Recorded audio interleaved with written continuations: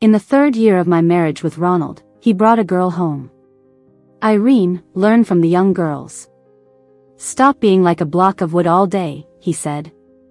I calmly smashed our wedding photo and handed him the divorce papers I had already prepared. Ronald, let's get divorced. I'll make room for her. His friends predicted that without him, I'd starve on the streets. Ronald thought so too. She'll come crawling back after she's suffered enough and realize how lucky she was to be my wife. But a week, then a month went by, and I didn't come back. Ronald started feeling uneasy and distressed, unable to sleep. One late night, drunk, he knocked on the door of my new place. Irene, you just want money. I'll give you everything. The door opened. A stranger, shirtless and wearing just sleep pants, appeared with fresh scratch marks on his waist and abdomen. Vincent raised an eyebrow with a dissatisfied look. Mr. Ronald, what are you doing at my wife's place at this hour? At the private club Golden Hill, Ronald always rented the most luxurious attic suite. I took off my coat, draped it over my arm, took a deep breath, and walked forward. The intricately carved double doors swung open, and there was Ronald. His silver-gray shirt half unbuttoned, his tie missing. A girl in his arms was feeding him peeled grapes. He pushed her hand away but seemed to enjoy the attention. Irene's here? Irene, come on in. Someone noticed me and quickly stood up to greet me. The girl in Ronald's arms was startled and tried to get off his lap. But Ronald pinned her down. Stay here. She glanced at me fearfully, held in place by him, her face turning pale with fright. Everyone was stunned, not knowing what to say. Ronald, I called out, but he shut his eyes, ignoring me. The atmosphere grew awkward. Someone tried to ease the tension. Hey, come in and sit. Ronald is drunk, he hasn't sobered up yet. No need. I have something to say and then I'll leave. I took a deep breath and stepped forward 2 steps. Ronald opened his eyes, looking at me coldly. Want money again? How much this time?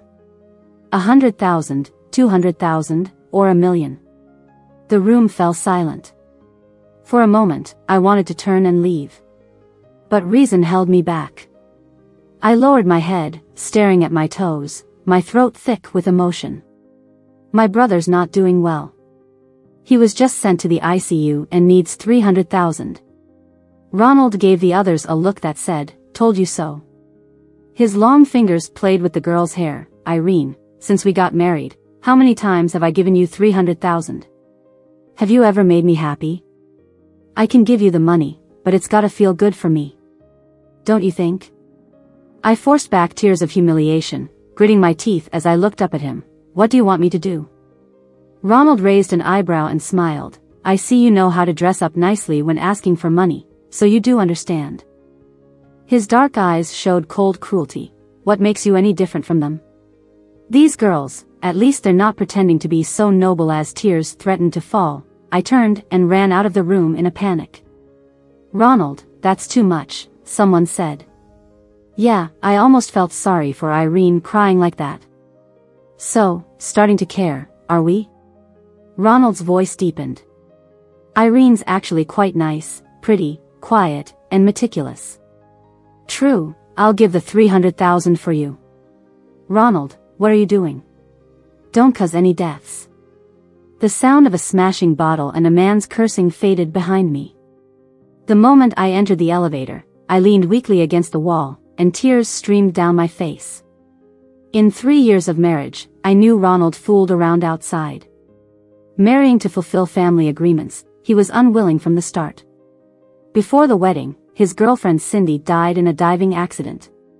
He believed it was David and I who caused her death, despising me even more. He left immediately after the wedding. 3 months later, he returned with a stranger in Tallinn. The following years, he changed girlfriends frequently. Each bore a slight resemblance to Cindy. But for the first time, he brought a girl named Nina back home. When I returned from the hospital, the household staff looked at me strangely. It wasn't until I went upstairs and entered our bedroom that I saw Ronald lying on the marital bed.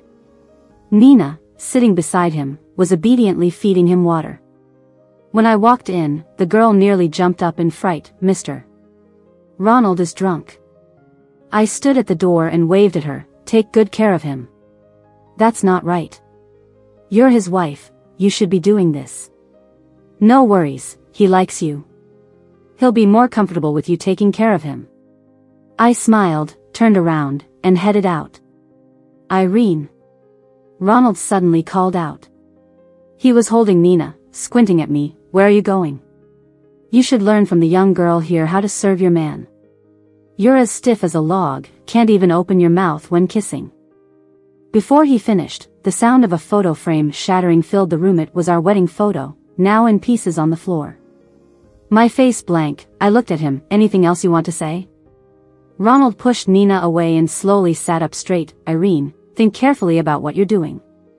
I curled my lips into a smile, pulled out the divorce papers I had prepared, and handed them to him. Sign this, Ronald. We're getting a divorce. I'm giving her your spot. Irene, when you overact, it's hard to wrap things up smoothly. After you sign, just notify me. Without another glance, I walked out of the room and headed downstairs. As I stepped outside, Ronald stood upstairs, looking down at me. Irene, walking out is easy, coming back won't be. I didn't look back or respond. Dragging my suitcase, I stepped into the dark night. It was very cold in early winter in New York. I tightened my coat and bought a small bottle of liquor from a convenience store. I had nearly all my money in the hospital account, and now, after searching everywhere, I only had $300 on me to avoid freezing on the street. I needed to find a small motel first. While looking on my phone for a cheap motel, a man's voice suddenly came from beside me. Mind sharing a table? I didn't look up. Sure. The man sat beside me, and from the corner of my eye, I noticed the fine, expensive fabric of his coat. Surprised, I finally looked up at him. He was shamelessly staring at me. I frowned slightly, but Vincent's gaze grew bolder. Irene, it's midnight, you're dressed so nicely, and you've been drinking. Aren't you afraid someone might have bad intentions? Crime rate's pretty low, don't worry about it. I put away my phone, stood up, and pulled my suitcase, ready to leave. Vincent stood up too. Where are you going so late? I saw the places you're looking at, they're too cheap and unsafe. Let me book a hotel for you.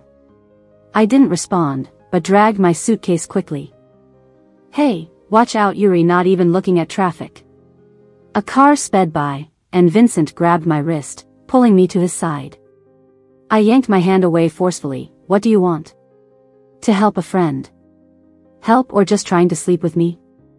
I couldn't resist a self-deprecating laugh. Vincent, I know, I rejected you before, and you want revenge. Revenge? Vincent's eyes, always carrying a lazy smile, now showed no trace of it. Is that really what you think of me? What else? Cold wind made my stomach ache, and I couldn't stop myself from retching. My entire body felt twisted in pain. By the end, I was so weak I couldn't stand. Vincent patted my back, wiped my mouth with tissues. His pants and shoes were dirty from me, yet he didn't care. Squatting on the ground, I couldn't help but cry. Why is everyone bullying me? Why is everyone treating me this way? None of you are good people, none of you. Irene. Vincent's gentle voice calmed me. I never bullied you, never meant to. I just got back, heard about what happened to you. I couldn't stop worrying. I followed you tonight, just afraid you'd do something reckless. If you don't want to see me, I'll call a friend. No friends. Since my family's issues, I've had no friends. Vincent stayed silent for a moment, then, want me to call your husband to pick you up? Divorced. I signed the papers, left everything behind. I smiled bitterly, stood up unsteadily. He's right. I spent a lot of his money over the years. It's over, we owe each other nothing. Do you still love him? I paused, then shook my head. No, haven't for a long time. Vincent, I'm not that pitiful. Irene, would you try liking me? I was stunned, looking at Vincent. Don't you hate me?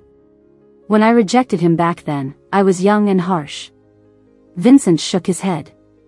Over the years, he wasn't that impulsive young man anymore.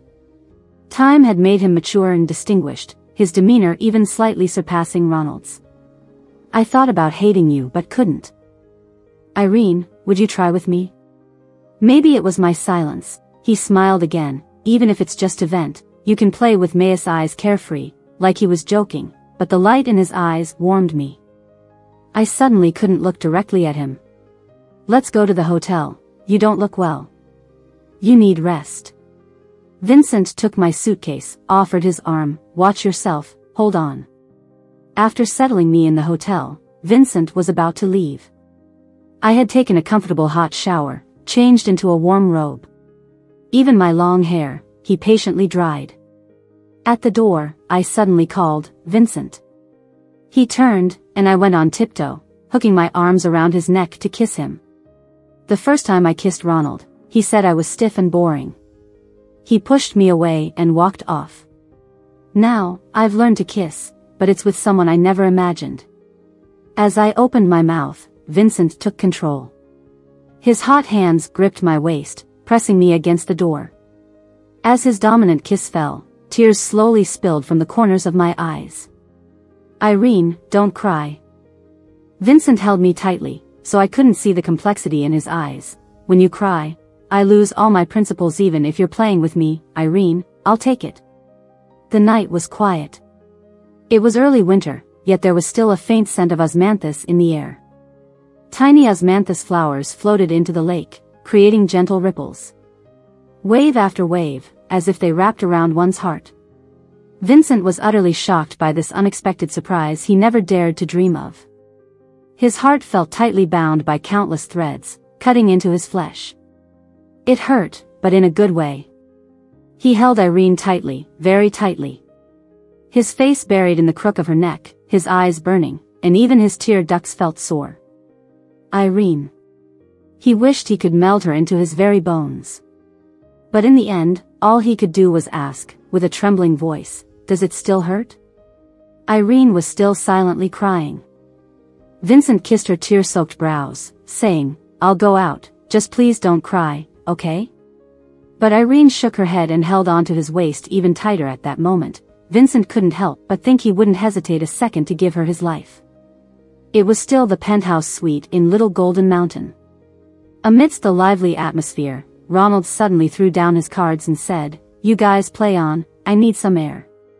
Nina quickly stood up to follow him. But Ronald coldly said, Don't follow me. He grabbed a cigarette, stepped onto the balcony, and lit it. He unlocked his phone. No messages from Irene. Not even any activity on the household card he gave her. Ronald realized, in their 3 years of marriage, Irene had only asked him for money 3 times. The first time was a year after her family had its downfall. Her older brother, David, had a severe accident. She emptied her savings but still couldn't gather enough money. The second time was when David couldn't accept his paraplegia and nearly took his own life. The third time was that last time at Little Golden Mountain, the time she left crying. His harsh words then were because that day marked Cindy's death anniversary. His mood was terrible, and he said things without thinking. But he never expected Irene would ask for a divorce. She even had the papers ready, signed them, and was willing to walk away with nothing. Ronald, any news yet? Ronald took a drag, then chuckled, let her be. But don't worry too much. With her family's situation, she won't last long without you. Her older brother is a bottomless pit. Ronald was confident Irene wouldn't dare go through with the divorce.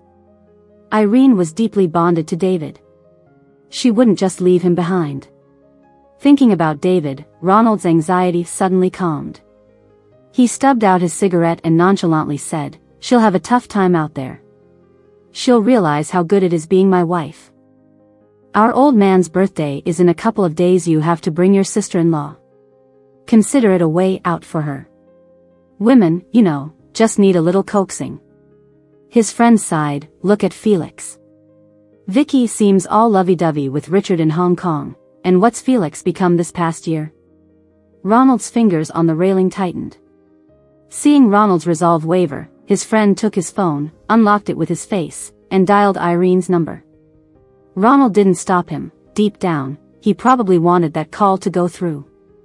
But the line rang, only to be answered by an automated message. The number you are calling is temporarily unavailable. Perfect, Ronald smirked coldly. She had blocked him. His friend was surprised. Maybe it's a signal issue. Let me try again. No need. Ronald took the phone with a cold face and walked back to the room. Just as he reached the door, his phone rang. Ronald, I went to visit David today, but the hospital said he was discharged yesterday. Ronald stopped abruptly. What did you say? David, a paraplegic, who discharged him? Irene's family had long crumbled, scattered in all directions. Irene had no other close relatives except David. But with David in such a condition, stopping treatment could be fatal. Would Irene ignore David's life just to fight with him? Ronald, what happened? David got discharged. Really? In his condition? Ronald's face was expressionless. Whatever, it's none of my business. Irene wants a divorce, right? So why should David matter to me? Maybe you should try to contact Irene. Things shouldn't get that serious. Ronald entered the room, his tone icy. No one is to contact her. Anyone who does is no friend of mine from now on. When I left the hospital, it was late. Seeing me come downstairs, Vincent immediately put out his cigarette. I paused, looking at him standing there in the dense night. Since that night, things between us had gotten complicated. He helped with my brother's situation and fronted the money. Even though I insisted on writing an IOU to end things there. Vincent clearly didn't think so. After my brother's transfer, Vincent introduced me to his close friends. Tired? Vincent walked up to me. The caregivers and therapists we hired are professional and dedicated. You don't have to do everything yourself.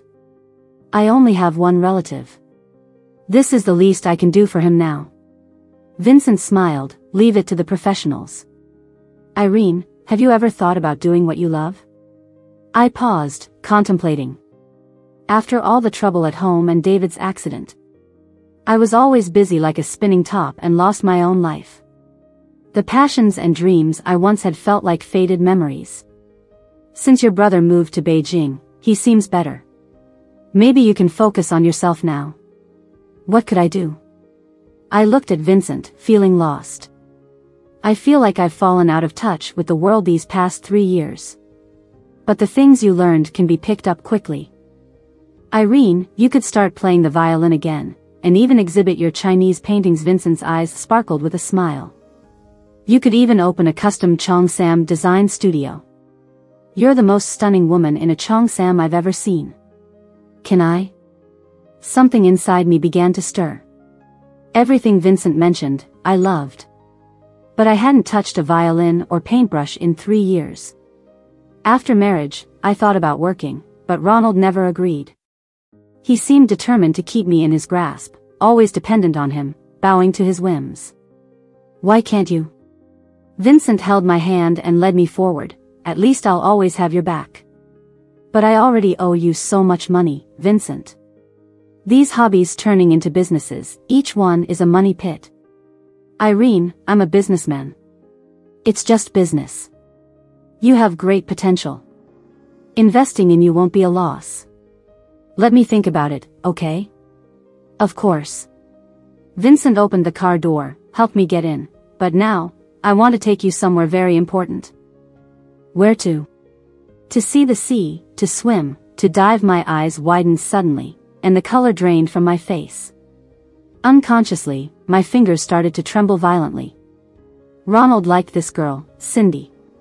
She came from a modest family, kind and beautiful. After our wedding announcement, she went to the seaside in a bad mood. She had an accident while diving and couldn't be saved. After Cindy died, Ronald's attitude toward me changed drastically. And I, still foolishly believed at the time, that the innocent would remain innocent.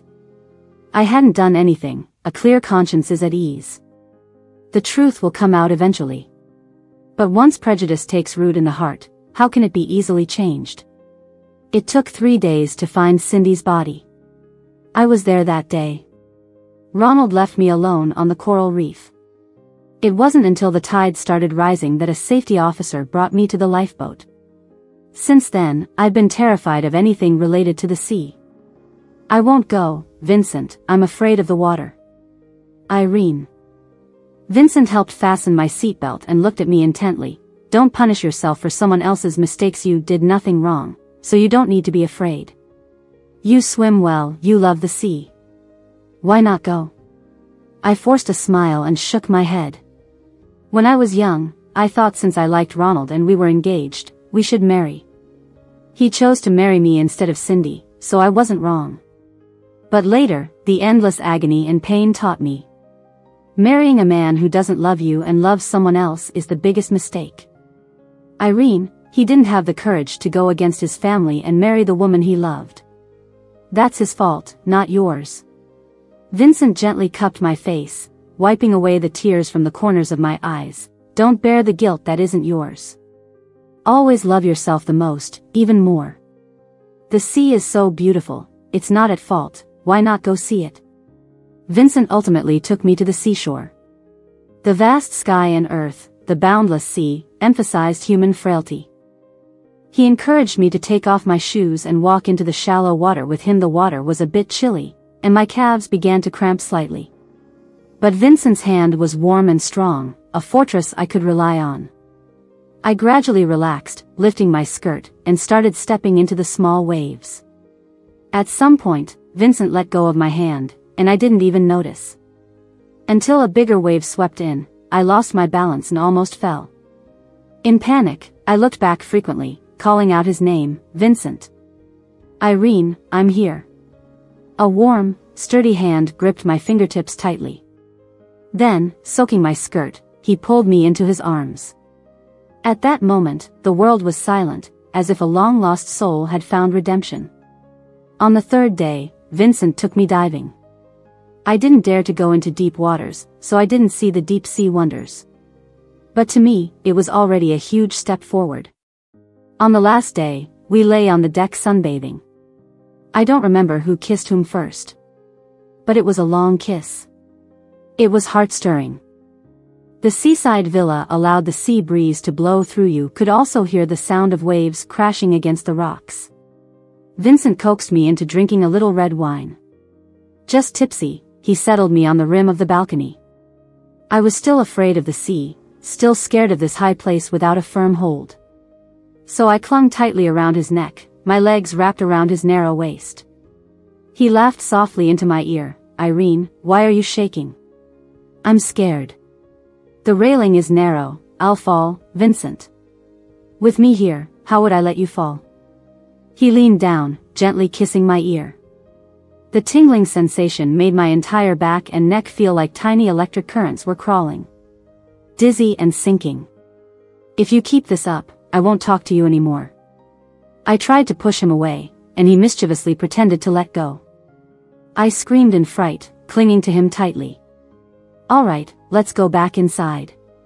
He chuckled deeply and joyously, easily picking me up. That night was our second time. I was still nervous, having always feared pain since childhood. Irene. Vincent leaned down, intertwining his fingers with mine. He kissed my brow. Close your eyes, relax. I will love you well, Irene. Vincent's handsome face showed pure sincerity. His dark eyes always had a comforting light when looking at me. I didn't respond, just closed my eyes gently as he said. Outside the French windows, waves crashed fiercely onto the rocks, turning into mist. I felt like a little boat drifting on the dark sea, hit by waves, riding the crest of the tide. But this little boat would ultimately sail out of the storm, into a big and warm harbor. When Ronald woke up from the dream again, it was already 4 a.m. This was the villa in Courtyard No. 1, the wedding house he shared with Irene. Irene left just as winter began. And by now, it had snowed for the second time. In his dream earlier, Ronald saw Cindy. Cindy asked him with teary eyes, Ronald, are you about to forget me? Have you already fallen for Irene? He slowly sat up until his emotions settled. He had long known that Cindy's death was an accident and Irene was innocent. Maybe he subconsciously knew he would fall for Irene. So he acted so absurdly, trying to nip it all in the bud. But in the end, things spiraled out of control. Who wouldn't be moved by a woman like Irene? Even his friends around him, even Felix. They all had told him more than once, to forget Cindy and to settle down with Irene. Truth be told, he had thought about settling down with Irene, too. But just when he had that thought, Irene's heart had already covered itself with a layer of ice that wouldn't melt. Even when he came home drunk, she would still take care of him, but subtly avoid his touch. She wouldn't let him kiss her or stay in the same room with him. She would even gently smile and ask him if he should call his girlfriend. Such a forever good-natured woman, in the end, shattered their wedding photo. She signed the divorce papers, agreeing to leave with nothing. Ronald found himself more and more out of control, more and more troubled. He began to zone out even during joyful gatherings with friends. The arrangement of the house and the food started to bother him. Everything was in the same order as it was when Irene was home. The maids and housekeepers were following Irene's previous instructions, but everything just felt off. His shirt and tie combinations were always just so. The humidity and temperature of the room were never as comfortable as when Irene was home. He couldn't even remember what clothes Irene used to prepare for him when it snowed. So much so that he caught the flu twice in a row. When he was burning with fever, there was no more honey water at the perfect temperature at hand. No one stayed up all night to take care of him. The people in the kitchen didn't know he lost his appetite when sick. Someone who usually ate bland foods now craved spicy and sour dishes. Nothing seemed to fit. It made Ronald's sickness drag on for almost a week before he slowly recovered. And the first thing he did after feeling better was to have his personal assistant investigate David's transfer to another hospital. He knew David was the person Irene cared about most. As long as he treated David well, an intelligent woman like Irene should understand he was yielding to her. My rented studio is right below the office building where Vincent Group is situated. The previous tenant ran a design studio too. So with some simple soft decor adjustments, it was quickly ready for use. The studio isn't big, quite modest actually. Vincent wasn't thrilled, but I insisted on renting it. I didn't want to owe him too much financially. Since we came back from the seaside, our relationship seemed to deviate from what I initially had in mind. But because of that, I wanted more to become financially independent.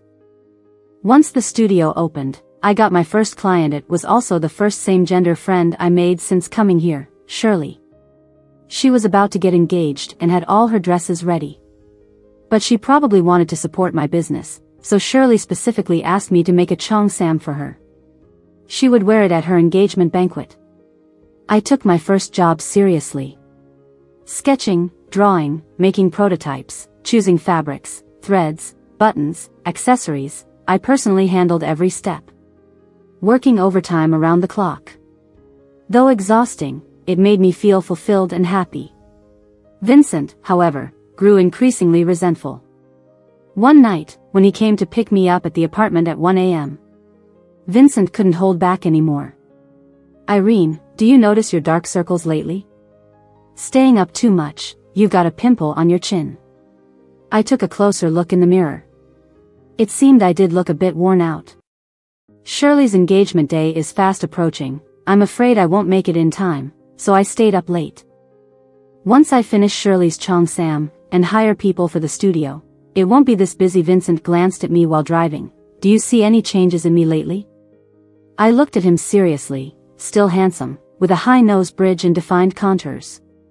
From waiting too long, a faint stubble had emerged on his square jaw, exuding the ultimate masculine charm. Staring at him for a while, I felt a bit embarrassed for no reason. You don't seem different, still the same as before. Vincent kept one hand on the steering wheel and grabbed my hand with the other. Irene, can't you see I'm filled with unfulfilled desires and forlorn from being ignored by my woman? As he said this, his tone lowered.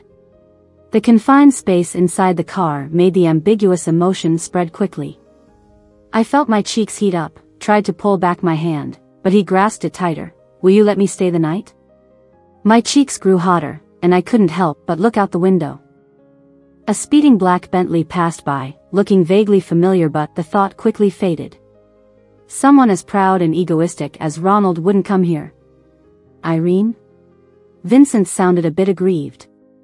I thought of how he had been struggling these days. His own work had him swamped. Yet no matter how late his social engagements or overtime ran, he would come to pick me up himself. He was considerate of my exhaustion, afraid his early risings would disturb me. After dropping me off, he'd drive back late at night.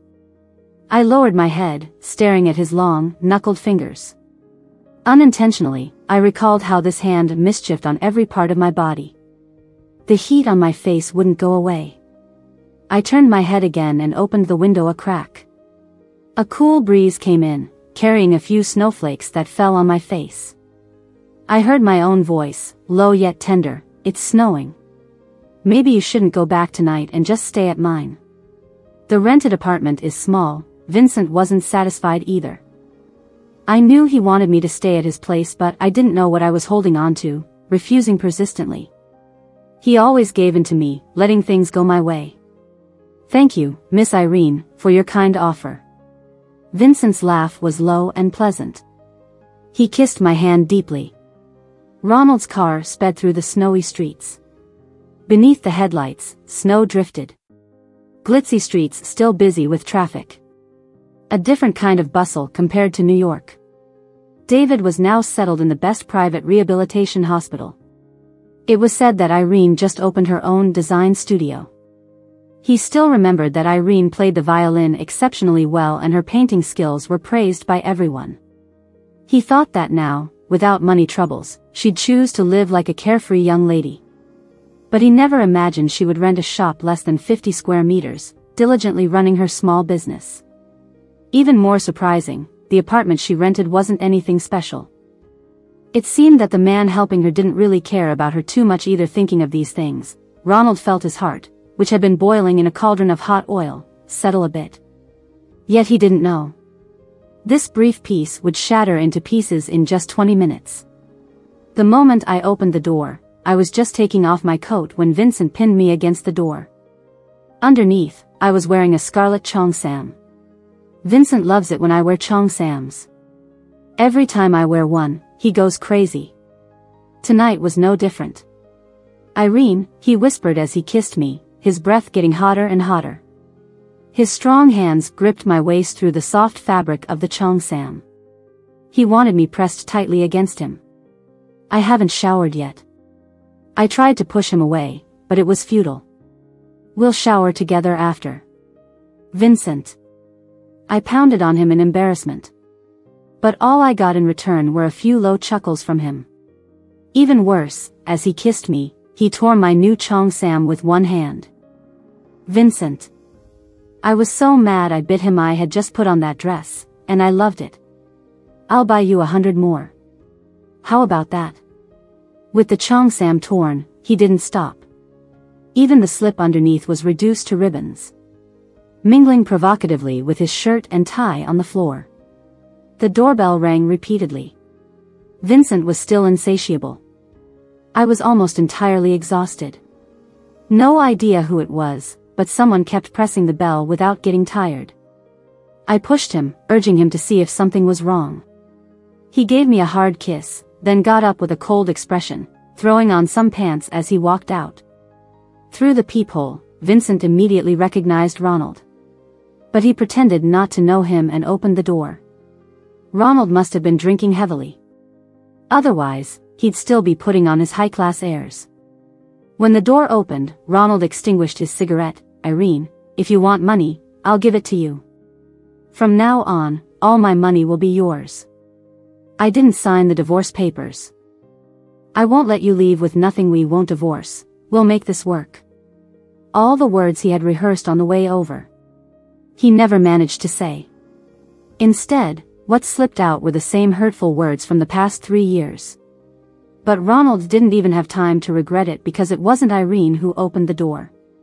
It was a man he barely recognized. Seeing Vincent at first left Ronald shocked and stunned. But when he saw Vincent shirtless, wearing only pants, with fresh scratches on his muscular waist and abdomen, his emotions collapsed instantly. Who are you? Why are you here? Where's Irene? Ronald's eyes were bloodshot, glaring fiercely. His gaze briefly left the man and searched behind him, only to be drawn to the clothes tangled on the floor. The scarlet cheongsam, the lacy white slip, transparent stockings, a man's shirt, a black tie, a discarded belt. The belt buckle glinted coldly, stinging his eyes and piercing his heart. He trembled all over, his teeth chattering slightly. Even his pupils seemed unfocused for a moment. In 3 years of marriage, he never touched Irene. He foolishly adhered to a pointless rule, thinking this meant he wasn't betraying Cindy. He couldn't see his own heart. No, maybe he deliberately chose not to see it. And now that he was finally facing it all, it was too late. Vincent glanced at the drunk man in front of him. He wasn't bad-looking, but pale, worn out, and frail. No wonder Irene was still a virtuous maiden after 3 years of marriage. Still, knowing Irene once sincerely loved this man stirred up jealousy within Vincent's heart. He raised an eyebrow, eyes showing unfulfilled anger, and his voice was hoarse. Mr. Ronald, why are you looking for my wife in the middle of the night? Ronald never called Irene so intimately. He always addressed her by her name. The term sparked memories of a time when she lived carefree. Their past, long turned to smoke and ashes, made Ronald feel even worse. The discomfort was not just physical, but seeped into his spirit. He had no energy left to be angry. He stood there, utterly defeated. Years of memories flashed through his mind. The little girl who used to follow him around, calling him Big Brother. The beautiful, gentle young woman she grew into later. Her eyes always full of unhidden love when she looked at him. She always knew she would be his wife. And he always knew he'd marry her. So why did things turn out this way? Reflecting carefully, how much love did he have for Cindy? Mostly, it was just a way to defy his family and elders. He was tired of his predictable life. He was tired of being controlled. But what was Irene's fault? Her only mistake was loving him. If Mr. Ronald has nothing else, please leave. It's late. Vincent didn't want to waste time on such a man. Night was short, and every moment he wanted to spend with Irene. Can I see her? Ronald asked, blocking the doorway. She's exhausted. She probably doesn't have the strength to see you. Vincent, being a man himself, knew exactly how to stab a man right in the heart. Ronald's current pain was just a blip compared to Vincent's years of unfulfilled longing and unseen grief. Ronald's eyes were so red they looked like they could bleed. His knuckles were pressed hard against the doorframe, veins bulging on the back of his hand. In a hoarse, bleeding tone, he said, I didn't sign the divorce papers. She's still my wife, Ronald. Sir, please step aside. He raised his hand to push the door, but Irene's voice softly interrupted. Vincent, why are you taking so long? Is something wrong? He had never heard Irene speak like that before. Her voice was slightly hoarse but tender, carrying a touch of springtime softness. There was an irresistible hint of sweetness in her tone that spoke of intimacy. It was the softest knife in the world, yet laced with deadly poison, and Ronald knew it. He realized he would never recover. He had foolishly fallen into the same trap again. Irene, don't worry, it's nothing, Vincent said as he turned to look at me. In that moment, I saw Ronald standing outside the door. Our eyes met. I didn't know how Ronald felt, but for me, it was just a second of shock. Then, I nodded calmly and asked, are you here to bring the divorce papers? You can just have your lawyer contact me. We have no financial entanglements, the process will be simple. Ronald suddenly gave a bitter smile. I didn't sign them. Irene, I don't want a divorce. I was a little surprised, but only slightly. I could somewhat understand Ronald's feelings.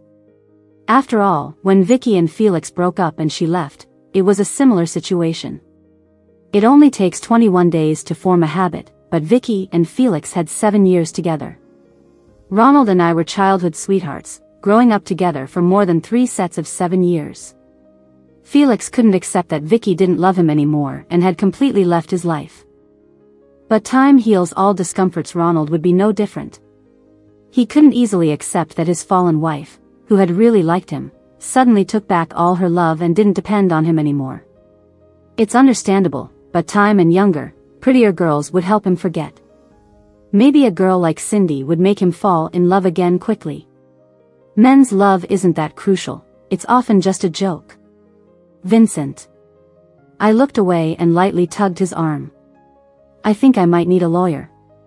Vincent smiled confidently. My company's legal team is unbeatable. If they can't handle it, I'll personally find someone. Who? I was curious. The only person I've ever respected in my entire life.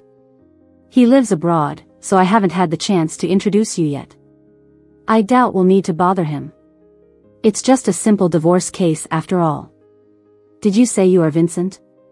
Ronald suddenly asked, his tone darkening. Yes, I am Vincent. Ronald's face twisted into a grim expression. In the next moment, he threw a punch directly at Vincent's face. It was so sudden, and I was still holding Vincent's arm. He couldn't avoid it in time and took the hit, his face immediately showing a bruise. Seeing him get hurt, I felt my blood freeze for a moment. For the first time in my life, I lost my temper. I slapped Ronald hard. My sharp nails scratched his face, but I still glared angrily at him. Get out of my house right now. Irene, you hit me for him? Ronald touched the injury on his face and then looked up at me. You hit me for a scumbag who covets other people's wives? You say she's your wife. Ronald, you married her for 3 years. Did you ever treat her as your wife for even 1 minute? Do you know what you took for granted is something I, Vincent, dared not even dream of? Do you know how much it hurt me to hear about all the grievances and hardships she has faced in these 3 years? This is a matter between Irene and me, it's none of your business. Ronald, Vincent's voice was cold, and blood dripped from his cracked lips. He gave a bitter smile, pain and regret deepening in his eyes. When Irene got lost on the mountain, it was supposed to be me who... Shut up. Ronald's eyes filled with fear. He pushed me aside, trying to stop Vincent. But I stepped forward, blocking him. I looked up at Vincent, my voice steady but trembling. Vincent, finish what you were saying. Every single word, no lies, no deceit. Irene. Vincent shook his head with a pained smile. It's all in the past. There are no regrets in this world. Indeed, there are no regrets. I looked at him as if seeing my younger self years ago. Back then, our club had organized a hiking trip. The mountain was undeveloped, and many places didn't even have paths. I got lost, fell into a valley, and hurt my leg while I was lost and freezing. I fell unconscious. It was Ronald who found me and saved me. Vincent lowered his eyes. His expression was restrained but telling. His tightly clenched fists revealed his turmoil. So, you were the one who found me first, Vincent. He looked up at me abruptly. Irene. I saw the pain and struggle in his eyes, the deep regret that wouldn't fade. I knew how much it hurt him. But it hurt me more. We had hurt people who genuinely liked us in our youthful arrogance. But what's wrong with pure, sincere affection? There's nothing wrong with liking someone quietly, without interfering, right? Even if he found you first, so what? Irene, you're my fiancé, and he covets you and even pursues you. Such a man has bad intentions. I didn't want him near you, so I lied to you. Is that wrong? And you? You have a fiancé but still deceived the innocent and kind Cindy. You made her fall in love with you, then abandoned her. Her death is on you, Ronald. You're the selfish, manipulative one. Cindy's death wasn't an accident, and it wasn't my doing, Irene. It was caused by your arrogance, cowardice, and indecision, Ronald. But I'm not like Cindy. I won't live or die for a man like you, Ronald. Don't ruin what little childhood friendship we have left.